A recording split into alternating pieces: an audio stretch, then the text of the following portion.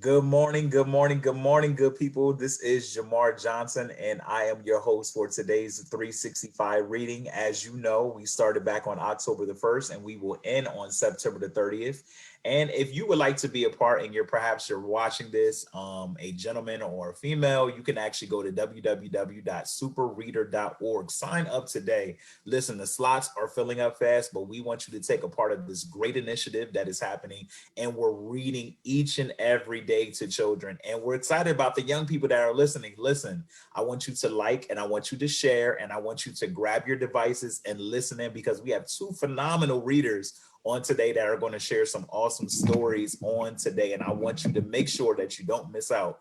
Again, we thank you for tuning in, and we are so happy that you're able to be here with us. Happy Black History Month. Listen, not only do I celebrate Black History in February, but I celebrated 365 days and 366 on a leap year. So That's right. that's what we do. That's what we do. But I'm excited that you're able to join us. Let me get out of the way. I want to introduce our readers so we can get to their stories that they're going to read today. Our first reader is Miss Eva Wilson, all the way from Chicago, Illinois, Chi-Town. We are so grateful to have her here. She writes a Nancy books, and she's an author of two Nancy books, actually. And another interesting thing about herself, she is a Caribbean parenting book blogger, if I got that correct. She Pretty good. definitely, and she's excited to be with us on today. And then our next reader, we have Miss Sarah Gathers. Gathers. I'm gonna get it right, Miss Sarah Gathers, and she's right here from Harrisburg, PA, right in central Pennsylvania. One interesting thing about her, she is now running for Harrisburg City Council. Be on the lookout. She's about to do some things. And another interesting thing, she owns two guinea pigs. So children, I know y'all may like animals. She's gonna have to come back on Saturday. We have her animal reading, so maybe she can participate in that too. But we have these two awesome ladies that are they're gonna read two phenomenal books on today, and I want you to listen in to what they're gonna do. So the first reader we're gonna have is Miss Eva, and the next reader we're gonna have is Miss Sarah. So let's listen in, and we thank you both for joining us. And Eva, it is all yours. Hello, everyone. Good morning. Good morning. So I'm going to be reading a story, and it's by Gail E. Haley. So I write a Nancy books, but this one is not mine. This is written by someone else, and it is one of my favorites. So let's get started. So we can see the storyteller here. Oh, once, oh, small children, round my knee, there were no stories on earth to hear. All the stories beyond belonged to Nyame, the sky god. He kept them in a golden box next to his royal stool. You all see that? Anansi, the Spider Man, wanted to buy the sky god's stories, so he spun a web up to the sky.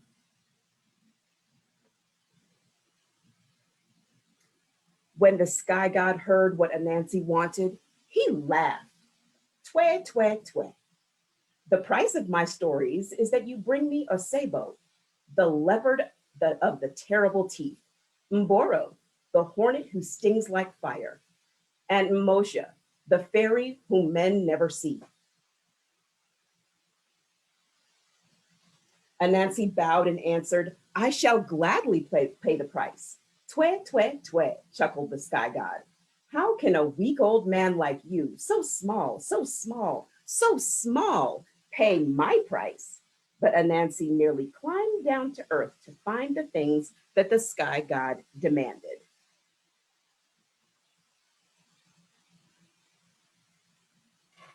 Anansi ran along the jungle path, Yeriddy, Yeriddy, Yeriddy, till he came to Asebo, the leopard of the terrible teeth. Oho, Anansi, said the leopard, you are just in time to be my lunch. Anansi replied, as for that, what will happen will happen. But first, let us play the binding game. The leopard, who was fond of games, asked, how is it played? With vine creepers, explained Anansi. I will bind you by your foot and foot. Then I will untie you, and you can tie me up. Very well, growled the leopard, who planned to eat Anansi as soon as it was his turn to bind him.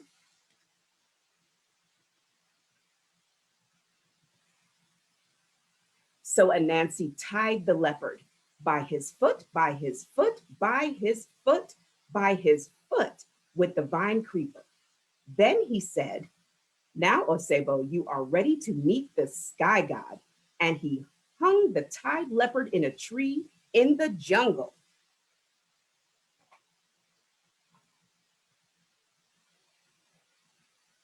Next, Anansi cut a frond from a banana tree and filled the calabash with water.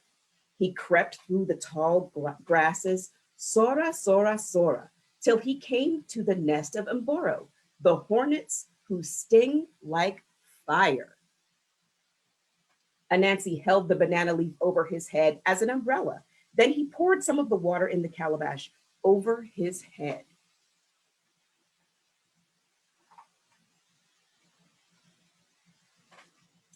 The nest he emptied over the rest he emptied over the hornet's nest and cried, "It's raining, raining, raining. Should you not fly into my calabash so the rain will not tatter your wings?" Thank you, hummed the hornets, and they flew into the calabash. Thum! Anansi quickly stopped the mouth of the gourd. Now, Mbora, you are ready to meet the sky god, said Anansi, and he hung the calabash full of hornets onto the tree next to the leopard.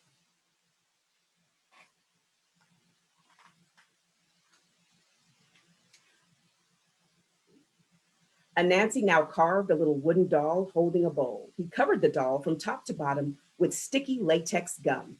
Then he filled the doll's bowl with pounded yams.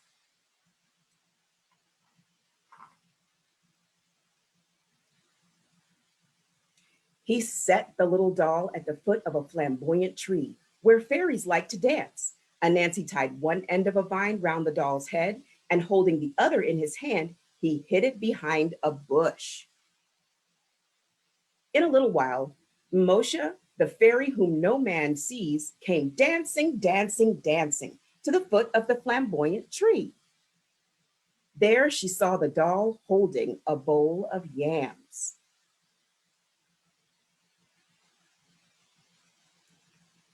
Moshe said, "Gum baby, I am hungry. May I eat some of your yams?" Anansi pulled at the vine in his hiding place so that the doll seemed to nod its head. So the fairy took the bowl from the doll and ate the yams.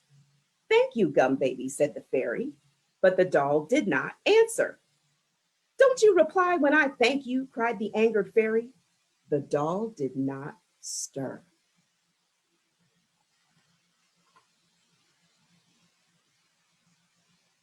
"Gum baby, I'll slap your crying place unless you answer me," shouted the fairy. But the wooden doll remained still and silent. So the fairy slapped her crying place. Pop! Her hand stuck fast to the gum baby's sticky cheek. "Let go of my hand or I'll slap you again." Pop! She slapped the doll's crying place with her other hand. Now the fairy was stuck to the gum baby with both hands, and she was furious. She pushed against the doll with her feet, and they also stuck fast. Now Anansi came out of hiding. "You are ready to meet the sky god, Moshe."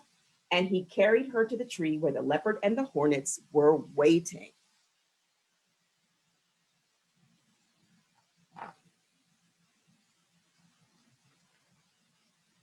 Anansi spun a web around Osebo, Mboro, and Moshe. Then he spun a web to the sky. He pulled up his captives behind him and set them down at the feet of the sky god.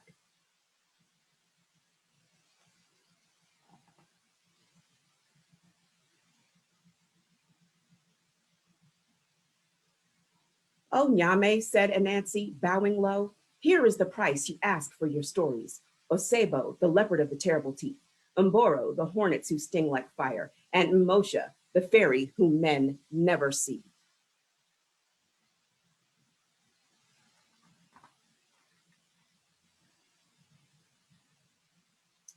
Nyame, the sky god, called together all the nobles of his court and addressed them in a loud voice. Little Anansi, the Spider-Man, has paid me the price I ask for my stories. Sing his praise, I command you.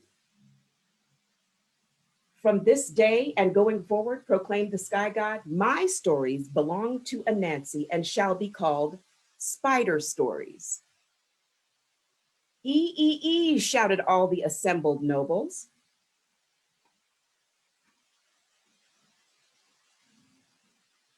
So Anansi took the golden box of stories back to Earth, to the people of his village. And when he opened the box, all the stories scattered to the corners of the world, including this one. This is my story which I have related. If it be sweet or if it be not sweet, take some elsewhere and let some come back to me. And that is A Story by Gail. Yes, Miss Eva, thank you so much. We're going to talk about that book in just one moment. So hold that thought. I'm going to bring Miss Sarah on the camera at this time. But awesome book. Thank you so much, Miss Eva, for sharing that. And because I'm excited to learn some more about this. So at this time, we're going to bring on Miss Sarah Gaither. She is coming at this, excuse me. I'm going to get it right before the end of this. Miss Sarah Gathers is coming at this time, and she's reading her book, and I'm excited to see what she's going to read. So listen up, and please respond if you're in the comments, and I'm sure she'll be happy to hear from you. So Sarah, it's all yours. Hello, I am reading I Like Myself by Beaumont, illustrated by David Catrow. I like myself, I'm glad I'm me.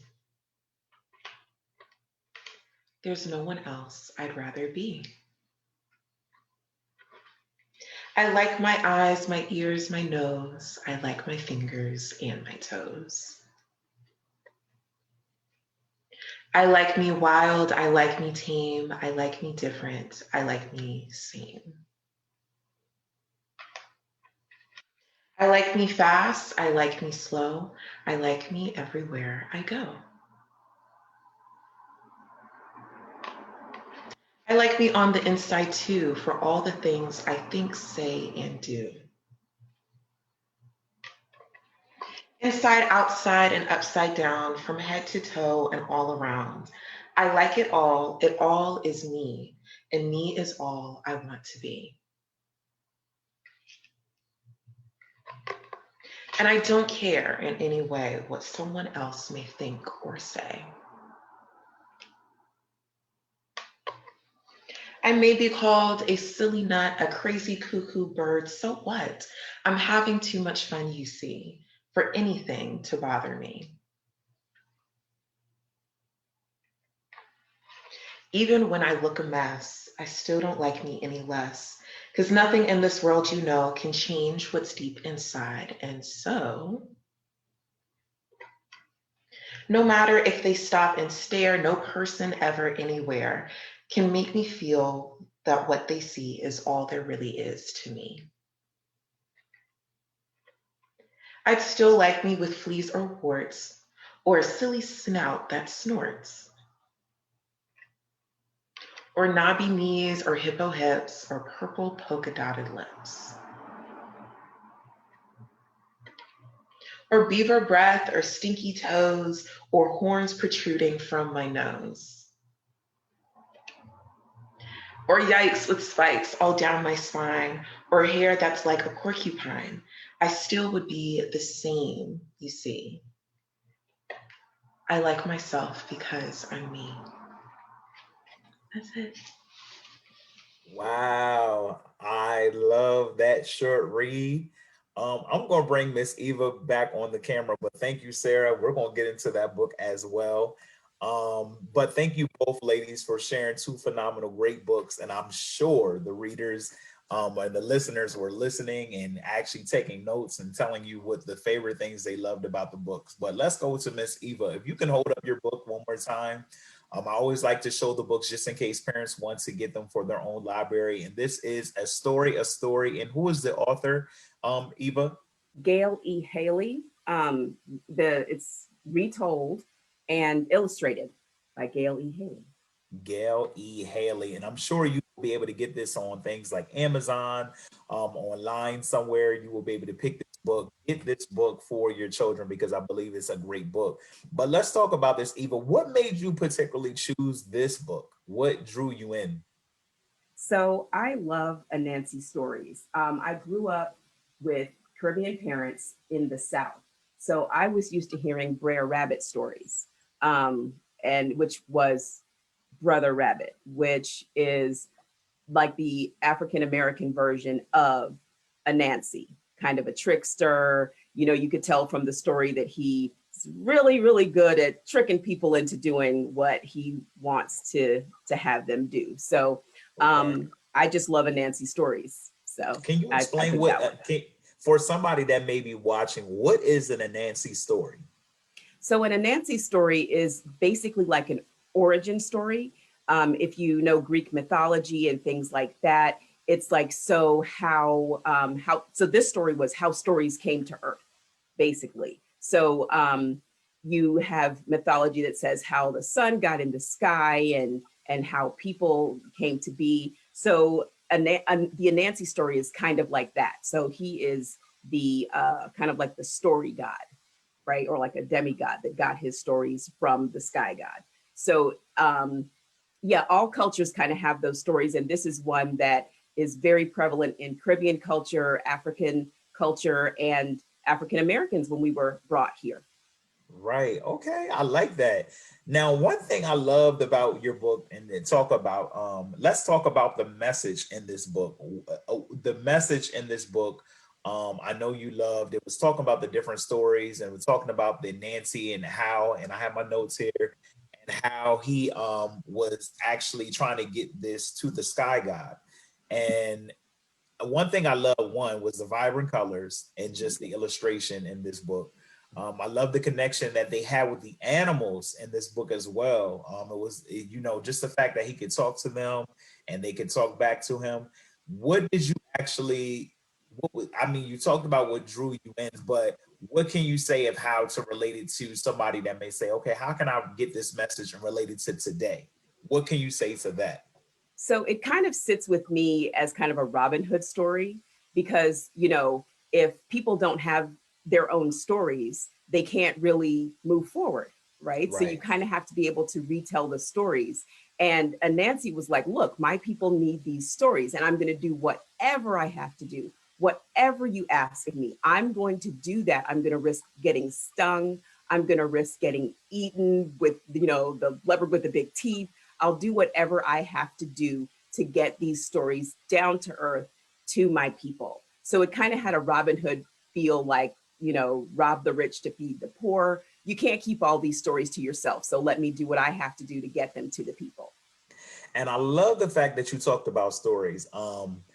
This is Black History Month, and I think the stories of Black culture about us are important to relate to younger people. I'm a firm believer is that you should know about your past if you're trying to move to the future, because if you don't know about your past, some of the pitfalls and the things that have happened back then could help you as you progress going forward. Yeah. So what can you kind of talk to that? Because I know that you are an author yourself, and a Nancy book. So what actually inspires you as being an author of a Nancy books? Like what drew you in to want to do this for like a living?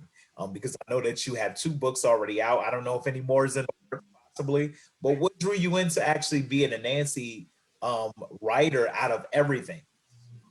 Well, I've done a lot of things in my life. I don't know if you can see the grays that my children have given me, but my oldest is 21 and my youngest is 14. She's about to be 15. So I've been, you know, reading and telling stories to kids for a really, really long time.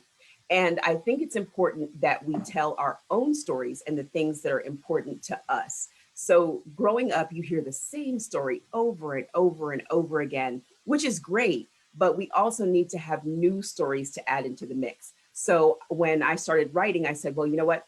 I want to bring the old school character and all of the color and, the interesting things that come from the old school character, and just give us some new stories to tell. Give us something interesting to talk about. Now, Maya Nancy doesn't have a cell phone or the internet or Zoom or anything like that, but it is a different story and a different lesson. So I did two of those. One is about kind of trusting yourself, and it was people just kind of trying to, a lot of animals trying to trick a Nancy, and you can never trick them.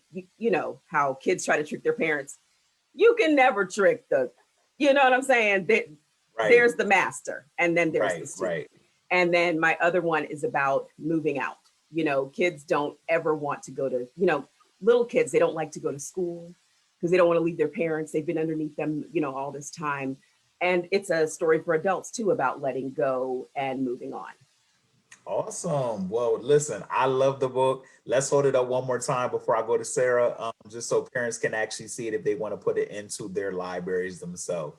It's a story. Yep. So this one is a story By and Gail. I'll show you by Gail Haley, and I'll show you mine real quick. My first one was A Nancy's Family Reunion, and you see lots of animals in that one. And Winston Won't Go, which is all spiders. So if you're creeped out by spiders, that might not be your book. when we get done with speaking with everybody, I want you to hold those books back up. Absolutely. But Miss Sarah, let's talk about the book that you gave today. It was an awesome book. Let's hold that book up so parents can see this book if they want to add it to their libraries. I Like Myself. And this is by, can you give the reader? Karen Beaumont. One more time. Karen Beaumont. Karen Beaumont. Mm-hmm. And the illustrator is David Catrow, and he's done like a lot of kid books that are like usually in like all kid libraries. Yes, please get this book. The one thing I love is about this book, the fact that everything about themselves they loved. How important is that message today? Let's talk about this. What drew you into the book? I think I kind of figured, but what actually drew you in? What was the messaging that actually you could relate to in your own self? Literally all of it. Like I remember reading this when I was younger, and I haven't thought about it in years. And so when I was trying to think of what childhood book has really made an impact on me, this was the first thing that really came to mind.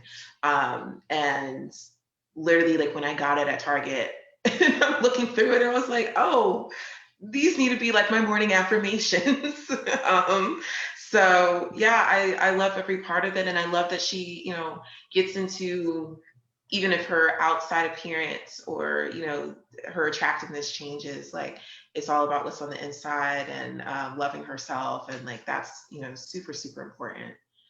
Absolutely. And I love the fact that no matter who said anything about her, she was determined to like herself. And how many times do children face that in school, with different type of bullies and different things like that?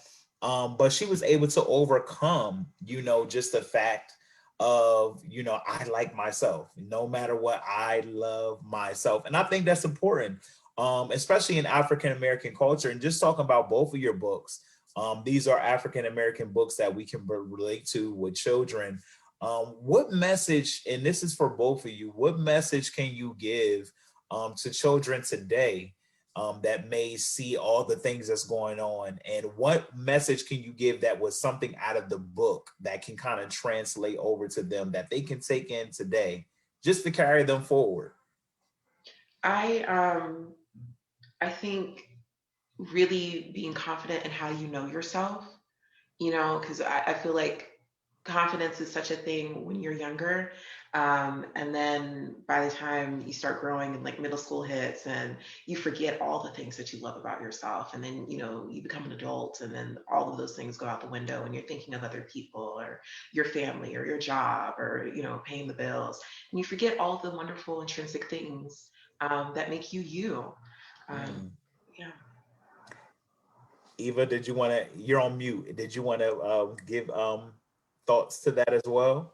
I would say from my book, it's that you're smart and you're interesting. And no matter what you're seeing in the media, and, it's almost like we have to convince people that our lives matter, but you know, they do. You know what I'm saying? It's like you have it inside of you, and as long as you start with yourself, like Sarah was saying, you have to say these things to yourself, and you have to affirm yourself, because other people may or may not do it. So tell yourself, you're brilliant. I'm interesting. I'm crafty. You know, I can come up with solutions for myself, and I can come up with solutions for my community. And I love that you say that. And throwing it back to Sarah, she is running for Harrisburg City Council. So these are things that you're probably going to have to say to yourself, these affirmations, because you know there may be things that people may not always agree to what you're speaking of, you know, but I think the greater good of what you're trying to do in the message is trying to build community. So, you know, I think that's a great book, you know, even for young people to see. And I think it's also important too, because this is Black History Month, is for us to, for children to see themselves, to know that they can be a writer and to know that they can be running for a city council. I think that's important because when they see these messages, and just like in the book, you can relay these things to them, they'll be inspired to want to keep moving forward.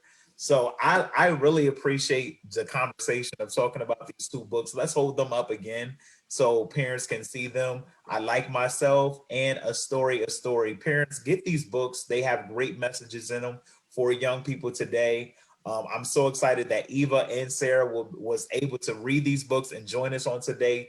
Happy Black History Month, ladies. Thank you so much for joining us. I do have one other thing, and then we'll go ahead and dismiss. But what does Black history mean to you today? You know, what does it mean to you? I'll start with Eva, and then we'll go to Sarah, and then we can close things out. For me, Black History Month is a reminder, not just to me, but you know, you were telling us Black history is 365 days a year, 366 on the leap year. So you know, it's a reminder to me that it is important, that it's globally important. So to have days that everybody is focused on my history and the history of people like me is really, really important. So that's what, you know, what that means to me. Awesome. I love it. I love it. And Sarah? I think Black history is ongoing. And I feel like the month really reminds people that like we have triumphed over like so much stuff, and so much trauma. And you know, you look at historic figures and people who were able to, you know, launch their own like newspapers and start their own businesses, and with nothing and with far less than we have now. So I think it's just really inspiring to know that like us as a people continuously, you know, bounce back and not just be mediocre, but we are like amazing as a group. Yeah. Right. Right. I love it. I love it. Listen, I got one. I said I wasn't going to answer one more question. Well, I love talking to y'all. I love talking to y'all. Evo, real quick, in a couple words, what does it mean to be a Black author? And Sarah, what does it mean to be running for Harrisburg City Council? Just real quick, just to give that information. I'll start. I feel like it's a privilege to be able to have the words to give to other people. I think that when people choose to write, it's very, very special. It's the same as when people choose to speak, when they choose to, as we saw from Amanda Gorman, as they choose to share their words, their poetry. Words are powerful. And when you write them down, you can share those stories over and over and over again. And it spreads, like it said at the end of the book. If you get this story, please share it with somebody else. So I think that being a Black author is especially important since our voices are often silenced as Black people. So if you're a Black person telling any sort of story, that's a big deal because you're telling it in your Black voice, no matter whose story you're telling. And if you are telling Black stories, that is equally important. So I just hope that if there are kids out there, adults out there who are watching, who want to become authors, just take that privilege very, very seriously because you are impacting a lot of people. So good, so good. And Sarah? That was great. Yeah, listen, Um, me too. so running for city council, I've always like strived to make changes wherever I am, and um, but like being a student for most of my life thus far, it's really cool to see how I can make change outside of that label and outside of that role. But like just me being myself and seeing what I can, bring to the table and bring to the community. I feel like a lot of times we kind of get stuck in like, oh, like let me run, different clubs or what I can do in the classroom, and then like then that's done. And then it's like, okay, like how can I, really do my purpose now and the capacity that I know I'm capable of. So So good, ladies. Listen, I was inspired by both of you today. I enjoyed talking to you. I know the readers have. Listen, 365 Reading, we will be back here tomorrow, same time, same place. If you want to sign up, as I stated, go to www.superreader.org and make sure you're following us on Facebook at americanliteracy.org. If you want to watch these ladies again, all you have to do is hit the replay and watch them again. But ladies, Eva and Sarah, thank you so much for taking the time out of your day. On behalf of Floyd and 365 Reading, we thank you, thank you, thank you. And don't let this be your last time. Sign up so you can come back again. Eva, you have 2 books, so we want to hear more about those 2 books that you gave, and you can hold those up quickly, Oh. those 2 books, and we want to make sure that we support you, and we want to make sure that we get those books. So come back to read a Nancy's Family Reunion and Winston Won't Go. Please, please, please. Sarah, come on back as well. And thank you all for listening. This is 365 Reading, and we hope you have a wonderful day.